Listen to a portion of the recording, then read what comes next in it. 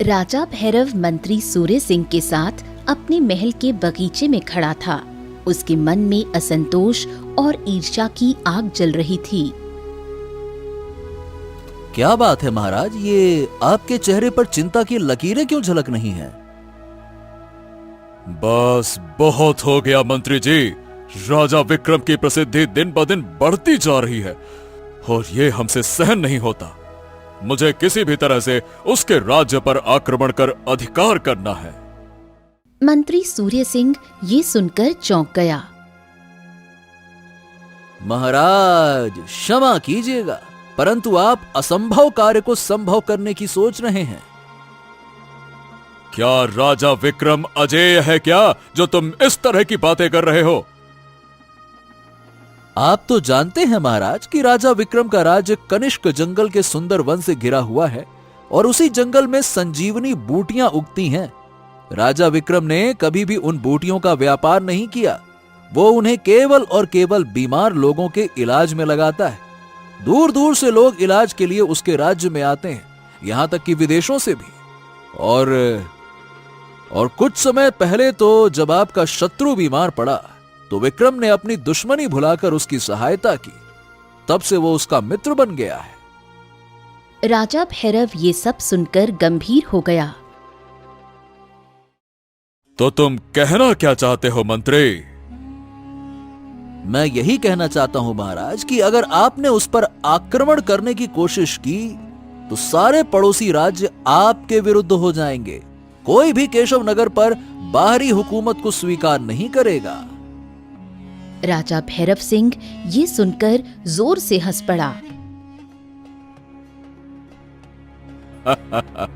तुम देखना मंत्री जी, मैं ऐसी योजना लगाऊंगा कि सांप भी मर जाएगा और लाठी भी नहीं टूटेगा।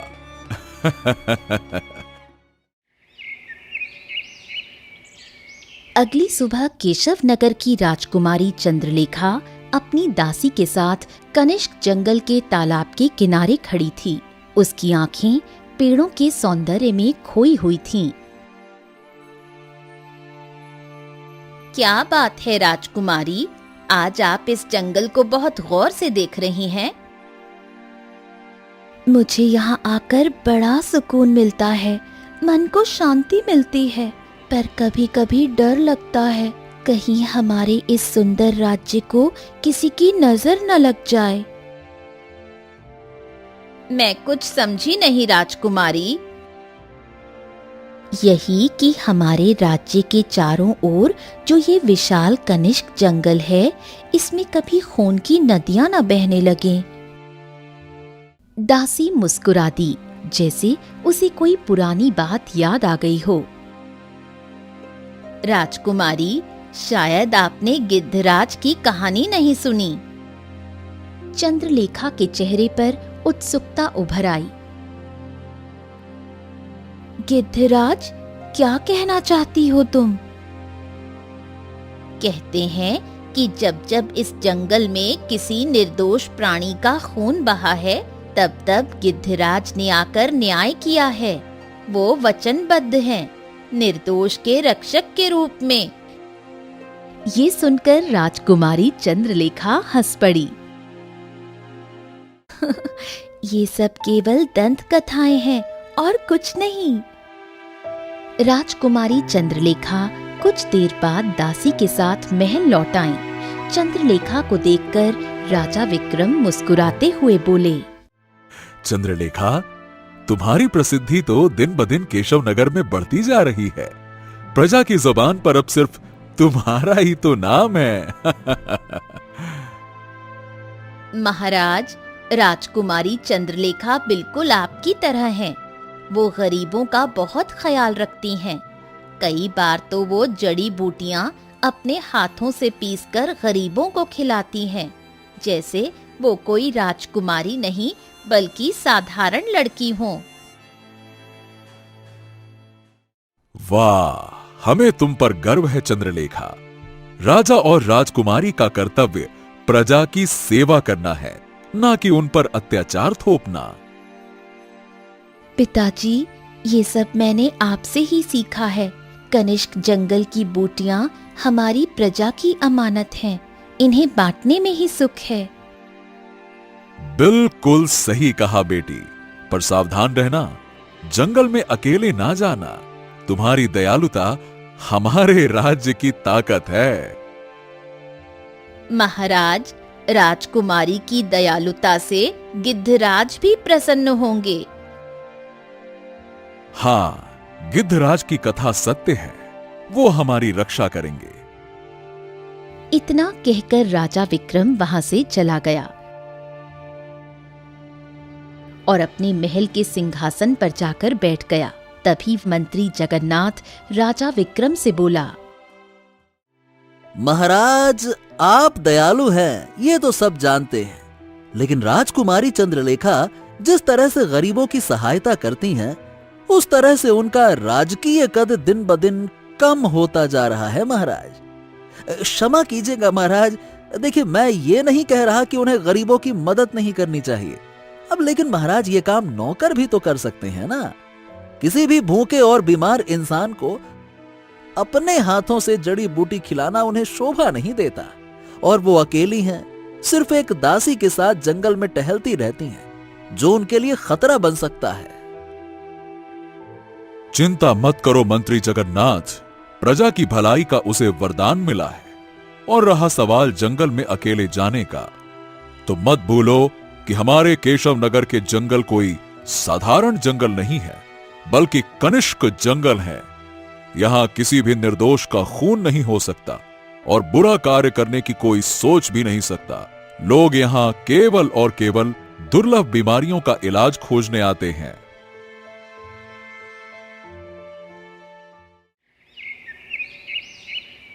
अगली सुबह राजकुमारी चंद्रलेखा अपनी दासी के साथ कनिष्क जंगल में खड़ी थी। चारों ओर हरियाली और पंछियों की चहचहाहट। देख सुनैना, इस जड़ी बूटी को जरा गौर से देख। ये कोई साधारण पौधा नहीं है। कहते हैं हजारों साल में एक बार ये धरती पर उगता है। बस इसका एक पत्ता चबाओ और चाहे कोई भी बीमारी हो, चंद दिनों में गायब। राजकुमारी, आप तो जड़ी बूटियों की चलती फिरती किताब हो गई हैं। इतना सब कैसे सीख लिया? अरे, ये कनिष्क जंगल का जादू है। यहाँ हर पेड़, हर पत्ती कुछ सिखाती है और फिर प्रजा की सेवा के लिए ये सब तो बनता है ना। सही कह रही हैं आप। आपकी इस दयालुता से तो शायद गिद्धराज भी खुश होंगे। गिद्धराज? वो वाली कहानी? सुनैना, सच बताओ, वो सच है या बस दादी नानी की कहानियां? राजकुमारी, जंगल की हवा में कुछ तो रहस्य है। गिद्धराज हो या ना हो, आपका दिल तो सच्चा है। चल, अब और बूटियां इकट्ठा करें, प्रजा इंतजार कर रही होगी। तभी राजकुमारी चंद्रलेखा और उनकी दासी सुनैना के कानों में एक कमजोर कराहती सी आवाज टकराई। अरे मेरी मदद करो, अरे कोई मेरी सहायता करो, मैं बीमार हूँ। सुनैना, ये आवाज कोई मुसीबत में लगता है। चल देखते हैं। राजकुमारी रुकिए, जंगल में अकेले, अगर ये कोई चाल हुई तो? सुनैना, अगर कोई सचमुच दुख में है तो हमारी जिम्मेदारी है उसकी मदद करना। डरने से काम नहीं चलेगा। राजकुमारी और दासी पलट कर देखती हैं। उनके पीछे एक बीमार और कमजोर साधु खड़ा होता है। साधु महाराज, आप ठीक तो हैं? आपका चेहरा इतना कमजोर क्यों लग रहा है? बेटी, मुझे एक अजीब सी बीमारी ने जकड़ लिया है। शरीर जैसे खोखला हो गया है। सुना है कनिष्क जंगल की जड़ी बूटियां चमत्कार करती हैं, तो बस मैं उसी की तलाश में यहाँ भटक रहा हूँ। राजकुमारी, कुछ तो गड़बड़ है। ये साधु इसकी आंखों में कुछ अजीब सा है, हमें सावधान रहना चाहिए। सुनैना, शक ठीक है, पर अगर ये सचमुच बीमार है तो हमारी जिम्मेदारी है मदद करना। साधु महाराज, आप चिंता न करें, मैं आपको वो बूटी देती हूँ जो हर रोग को जड़ से मिटा देती है। चंद्रलेखा ने पास की झाड़ी से एक चमकदार हरा पत्ता तोड़ा जो सुबह की ओस से भीगा था और साधु की ओर बढ़ाया। लीजिए, इसे चबा लीजिए, ये संजीवनी बूटी है। इसका एक टुकड़ा भी आपके शरीर को नई ताकत दे देगा। बेटी, तुम्हारा दिल बहुत बड़ा है, पर मैं इसे अभी नहीं खा सकता। मेरी कुटिया यहाँ से बहुत दूर है, वहां जाकर ही मैं इसे शांति से खाऊंगा। अरे मेरे पैर, ये भी अब साथ नहीं दे रहे। बेटा, अगर बुरा ना मानो तो क्या मेरा हाथ पकड़कर मुझे थोड़ा आगे तक छोड़ सकती हो? राजकुमारी, रुकिए, ये अकेला जंगल है। अगर ये कोई चालबाज हुआ तो हमें पहले सोचना चाहिए। सुनैना, डरने से कुछ नहीं होगा। अगर हम एक बीमार इंसान को छोड़कर चले गए तो हमारी दयालुता का क्या मतलब? मैं सावधान रहूंगी, तू बस मेरे साथ रह। चलिए साधु महाराज, मैं आपको सहारा देती हूँ। चंद्रलेखा ने साधु का कंधा पकड़ा और उसे धीरे धीरे सहारा देकर बाहर ले आई। सुनैना थोड़ा पीछे रहकर सतर्क नजरों से साधु को देख रही थी। अचानक साधु ने चंद्रलेखा का हाथ जोर से पकड़ लिया। उसकी कमजोर आवाज गायब हो चुकी थी। मूर्ख लड़की, तूने खुद को मुसीबत में डाल दिया, जिससे तेरा गिद्धराज भी अब तुझे बचा नहीं सकता। राजकुमारी, छोड़िए इसका हाथ। ये कोई साधु नहीं, कोई जादूगर है। तू कौन है? ये क्या चाल है? दोनों रंग बिरंगे धुएं से गायब हो गए। दासी सुनैना पूरी तरह स्तब्ध और घबराई हुई दौड़ती हुई महल की ओर भागी। उसने हांफते हुए राजा विक्रम को सारी घटना सुनाई। महाराज, वो साधु, वो कोई साधु नहीं था। उसने राजकुमारी को जादू से गायब कर दिया। मैं कुछ ना कर सकी। ये कैसे हो सकता है? केशव नगर में तो आज तक ऐसा अनर्थ कभी न हुआ। कौन था वो दुष्ट जो दिन दहाड़े हमारी बेटी का अपहरण करके ले गया? कौन था वो? महाराज, वो कोई साधु तो बिल्कुल नहीं हो सकता। जरूर वो कोई जादूगर या तांत्रिक होगा, शायद कोई राक्षसी शक्ति वाला। मुझे उसका मुंह देखना है। जगन्नाथ, जाओ, जाकर तुरंत राजकुमार आदित्य को बुलाओ। जाओ। महाराज, राजकुमार आदित्य इस समय कनिष्क जंगल में निर्मल तपस्या कर रहे हैं। हम जानते हैं कि वो कहां होंगे। सुनो, कनिष्क जंगल में सुनहरी जल धारा वाला तालाब है, जहां रंग बिरंगे फूल और जड़ी बूटियां खिलती हैं। आदित्य वहीं होंगे। जाओ, उन्हें मेरा संदेश दो कि उनके पिता ने उन्हें याद किया है। जाओ। महाराज, कृपया राजकुमारी को बचा लीजिए, वो मेरी आंखों के सामने। चिंता मत करो सुनैना, चंद्रलेखा हमारी बेटी है और हम उसे हर कीमत पर बचा कर लेकर आएंगे। मैं अभी जाता हूं महाराज, आदित्य को जल्द ही ले आऊंगा। मंत्री जगन्नाथ तुरंत आदेश पाकर कनिष्क जंगल की ओर राजकुमार आदित्य को ढूंढने निकल पड़ा। कुछ देर बाद वो उस स्थान पर पहुंच गया। राजकुमार आदित्य, राजकुमार आदित्य, आंखें खोलिए, आपका राज्य भारी मुसीबत में है। मंत्री जी, आप यहाँ? क्या हुआ मेरे राज्य में? लगता है कोई बड़ी बात हो गई है, वरना पिताजी आपको यहाँ ऐसे तो ना भेजते। क्या बात है, बताइए। राजकुमारी चंद्रलेखा का अपहरण हो गया है राजकुमार। उसे एक साधु के भेष में कोई तांत्रिक कनिष्क जंगल की ओर ले गया। ये सुनकर आदित्य तुरंत खड़ा हुआ और बिना कुछ कहे मंत्री जगन्नाथ के साथ महल की ओर चल पड़ा। कुछ देर बाद राजकुमार आदित्य अपने पिता राजा विक्रम के समक्ष खड़ा था। राजकुमार, तुम्हें पता तो चल ही गया होगा कि चंद्रलेखा का अपहरण हो गया है। हाँ पिताजी, मंत्री जी ने मुझे सब कुछ बताया। तो मेरी बात ध्यान से सुनो आदित्य। जब मैं छोटा था तब मेरे पिता मुझे गिद्धराज की कथा सुनाया करते थे और उनके पिता ने यह कथा उनको सुनाई थी। यह कथा हमारे खानदान में पीढ़ियों से चलती आ रही है। लोग इसे दंत कथाएं समझते हैं, पर मुझे विश्वास है कि यह सच्ची कथा है। गिद्धराज का अस्तित्व कनिष्क जंगल में कहीं छिपा हुआ है। लेकिन गिद्धराज को खोजने से क्या होगा? कथा कहती है कि जब भी हमारे राज्य के किसी दयालु राजा के परिवार पर संकट आएगा या कनिष्क जंगल में किसी निर्दोष का खून बहेगा, तब गिद्धराज सहायता करने अवश्य आएंगे। अगर कोई है जो तुम्हें उसके बारे में बता सकता है तो वो हैं साधु महाराज, जो कनिष्क जंगल के दाहिनी ओर रंग बिरंगे पत्तों वाले वृक्ष के नीचे बैठते हैं।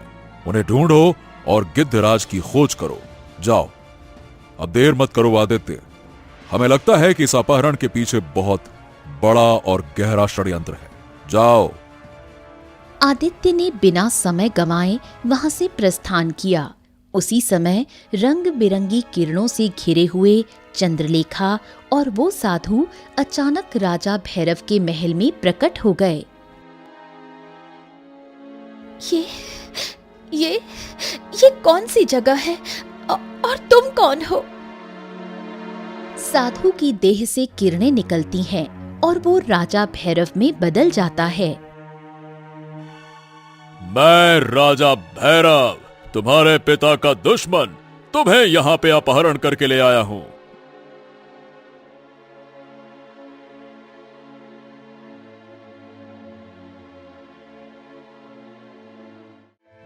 महाराज, आपने ये क्या किया? चंद्रलेखा का अपहरण और ये रूप बदलने की शक्ति आपको कैसे मिली? तभी तीसरा व्यक्ति प्रकट हुआ। उसकी आंखों से रंग बिरंगी किरणें निकल रही थीं। ये कौन है? मेरी देह, ये क्या हो रहा है? तभी चंद्रलेखा ने स्वयं को पिंजरे में बंद पाया। ये तो जादूगर काल भक्षक है महाराज। हाँ, मैं हूं काल भक्षक। मुझे अमृत चाहिए और राजा विक्रम को शासन। भैरव ने मेरे साथ हाथ मिलाया। अब कनिष्क जंगल होगा मेरा और केशव राज्य होगा भैरव का। लेकिन तुमने तो मुझे थोड़ी देर के लिए ही रूप बदलने की शक्ति दी थी। चिंता मत करो भैरव, 3 दिन के बाद अमावस्या है। उस दिन मैं चंद्रलेखा की बलि देकर जंगल की वो बूटी खोज निकालूंगा जो मुझे अमर बना देगी। और जब मैं अमर हो जाऊंगा तब तुम्हें यह जंगल और पूरा का पूरा केशव नगर राज्य दे दूंगा। और साथ ही मैं तुम्हें और भी कई शक्तियां दूंगा, जैसे कि रूप बदलना, लंबी उम्र की जड़ी बूटियां।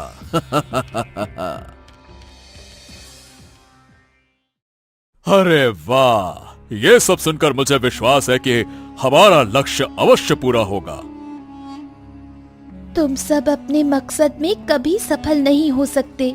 गिद्धराज इस जंगल में किसी निर्दोष का खून बहने नहीं देंगे। गिद्धराज की कहानी बस एक दंत कथा है, इससे अधिक कुछ भी नहीं। इधर राजकुमार आदित्य ने अपने पिता के कहे अनुसार उस विशेष वृक्ष की खोज शुरू कर दी। कुछ घंटों की तलाश के बाद उसे एक विचित्र वृक्ष दिखाई दिया जो रंग बिरंगी किरणों से चमक रहा था। वृक्ष के नीचे एक साधु ध्यान मग्न बैठे थे। हे साधु महाराज, प्रणाम स्वीकार करें। क्या आप मेरी सहायता कर सकते हैं? मुझे कुछ भी बताने की आवश्यकता नहीं है बच्चा। मेरी दिव्य दृष्टि ने सब कुछ देख लिया है। मुझे पता है कि तुम गिद्धराज के रहस्य को जानने के लिए मेरे पास आए हो। सुनो, ये कथा हजारों वर्ष पुरानी है। कनिष्क जंगल में एक अनाथ बालक रहता था। उसका नाम था अशोक राज। वो 11 वर्ष का था। Flashback story. अशोक राज एक वृक्ष के नीचे बैठा कि तभी उसकी नजर एक शिकारी पर पड़ी।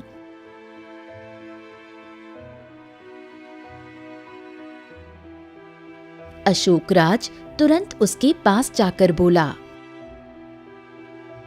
ये क्या कर रहे हो तुम? शिकार कर रहा हूं, दिख नहीं रहा क्या? सामने शेर है।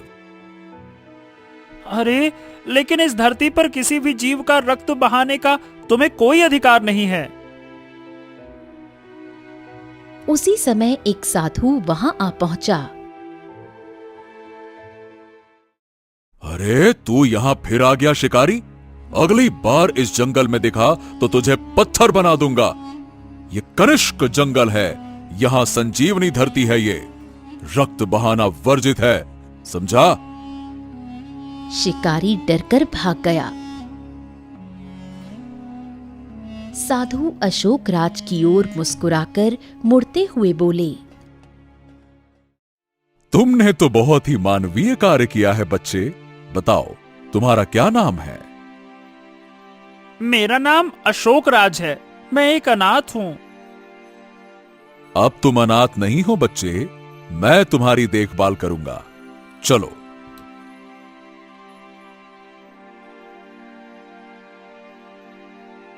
अशोक राज साधु के साथ रहने लगा। समय बीतता गया और 100 वर्ष बीत गए। साधु वृद्ध थे और अशोक भी बहुत बूढ़ा हो चला था। एक दिन साधु कांपती हुई आवाज में अशोक राज से बोला, मैं योग बल से अब तक जीवित हूं, लेकिन तुम अब 100 वर्ष से अधिक के हो चुके हो। बताओ, क्या तुम्हें किसी प्रकार की कोई चिंता है? हां साधु महाराज, मेरे बाद इस जंगल का क्या होगा?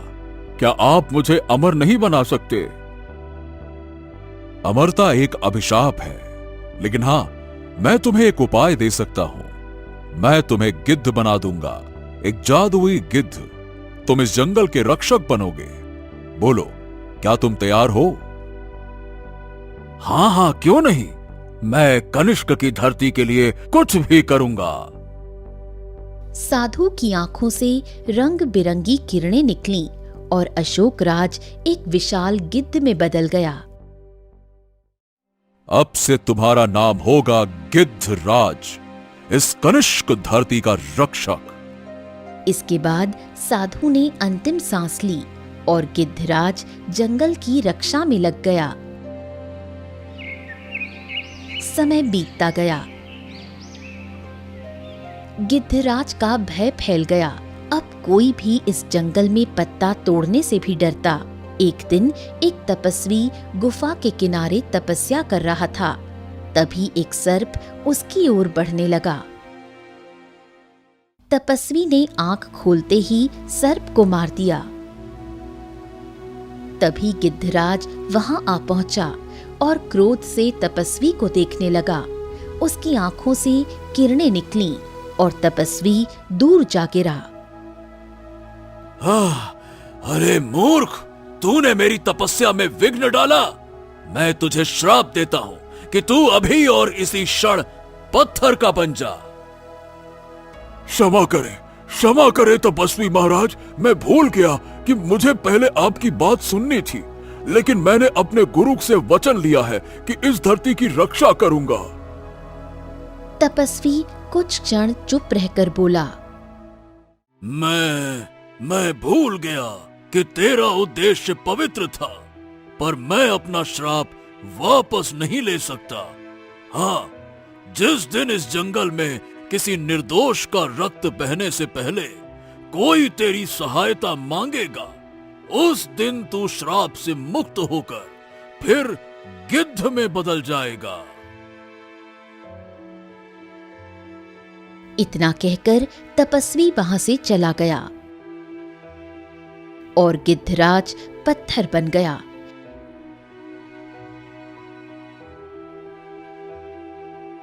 हो, तो साधु महाराज, अब तो समय आ गया है गिद्धराज को श्राप से मुक्त करने का। कृपया मुझे उनका स्थान बताइए। दाहिनी ओर एक अदृश्य दीवार है, जिसके रक्षक स्वरूप एक सुंदर हिरण तुम्हारा इंतजार कर रहा है। वो तुमसे एक प्रश्न पूछेगा, उत्तर सही हुआ तो गिद्धराज से मिलना निश्चित होगा, उत्तर गलत हुआ तो यह यात्रा तुम्हारी यहीं पे समाप्त हो जाएगी। साधु महाराज, कुछ ना करने से तो बेहतर है कुछ करना। मैं अवश्य प्रयास करूंगा, आज्ञा दें। आदित्य जंगल की ओर बढ़ चला।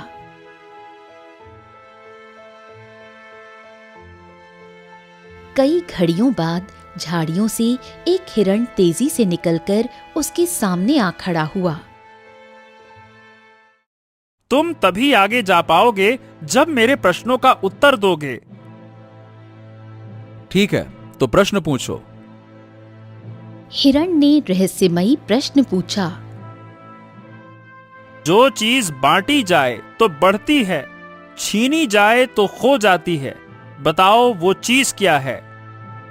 आदित्य ने बिना देर किए बोला, विश्वास। विश्वास है वो चीज। हिरण मुस्कुराया और अचानक अदृश्य हो गया। अगले ही पल आदित्य ने स्वयं को एक पुरानी गुफा के निकट खड़ा पाया, जहां पत्थर में परिवर्तित गिद्धराज विराजमान थे। गिद्धराज, कनिष्क जंगल को आपके सहायता की आवश्यकता है। जागिए और अपना वचन पूरा कीजिए, नहीं तो यह भूमि रक्त से लाल हो जाएगी। जैसे ही आदित्य ने ये पुकार लगाई, गिद्धराज की मूर्ति से रंग बिरंगी किरणें निकलीं और पत्थर धीरे धीरे असली रूप में परिवर्तित होने लगा। मैं मुक्त हो गया और अब मैं इस जंगल पर कोई भी संकट नहीं आने दूंगा। उधर जादूगर काल भक्षक, राजा भैरव और मंत्री सूर्य सिंह राजकुमारी चंद्रलेखा को लेकर कनिष्क जंगल में जड़ी बूटी की तलाश में पहुंच गया। तभी एक विशाल आकृति आकाश से उतरी। वो गिद्धराज था। गिद्धराज? ये तो सच निकली वो कथाएं। अरे ये क्या? ये तो एक पुरानी दंत कथा थी। ये कैसे आ गया? मेरे रहते हुए इस भूमि पर रक्त नहीं बहेगा। तुम सब पत्थर में परिवर्तित हो जाओगे, ताकि कोई और ऐसा दुस्साहस न करे। गिद्धराज की आंखों से निकली किरणों ने जादूगर, राजा भैरव और मंत्री को पत्थर बना दिया। गिद्धराज, आपने हमें बचा लिया। आदित्य की निष्ठा और साहस के कारण ही मैं मुक्त हो सका। अब ये जंगल सुरक्षित रहेगा। गिद्धराज उड़ता हुआ आकाश में विलीन हो गया। आदित्य चंद्रलेखा को लेकर महल लौट आया। हाँ, चंद्रलेखा मेरी बेटी। तुम सही सलामत हो तो हमारे कलेजे को ठंडक पहुंची। वाह बेटे आदित्य, हमें तुम पर गर्व है। मैं नहीं पिताश्री, गिद्धराज। गिद्धराज ने अपना वचन निभाया। जगन्नाथ, अब राज्य में ऐलान करवा दो कि गिद्धराज लौट चुका है। मंत्री ने तुरंत राज्य में घोषणा करवा दी। कुछ ही समय में जन जन के चेहरे पर मुस्कान लौट आई। कनिष्क का जंगल पुनः हरियाली से भर गया। गिद्धराज अभी भी कहीं आकाश में विचर रहा था, एक रक्षक, एक कथा, एक अमर गाथा बनकर। और इस तरह एक बहन का प्यार, एक भाई की निष्ठा और एक जंगल की आत्मा, सब मिलकर एक नया युग रच गए।